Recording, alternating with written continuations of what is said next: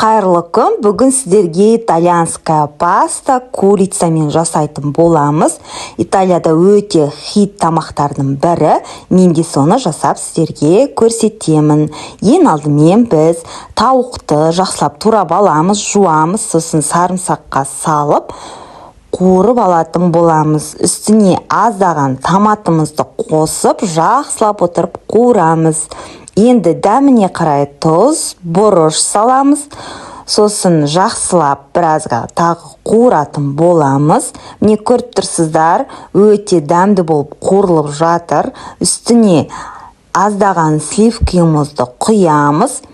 Достар, біздің видеоға міндетті түрде лайк басыңыз, астына комментарий жазып, бізге тіркеліп алуды ұмытпаңыз. Алдыда көп рецепттер болады. Сосын біз бұны бұқтырып қоямыз біразға.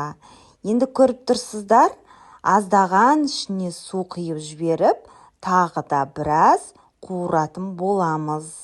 Оғанға дейін біз лапшамызды дайындаймыз. Қайнап тұрған суға тұз салып, үстіне лапшаларымызды салып, пісіріп алғаннан кейін судан алатын боламыз.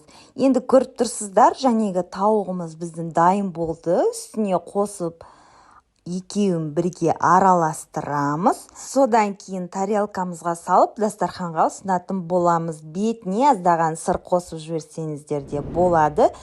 Дәл осылай өте дәмді тамақ шығады. Сіздер рецепт бойынша жасап көріңіз. Сәттілік сіздерге.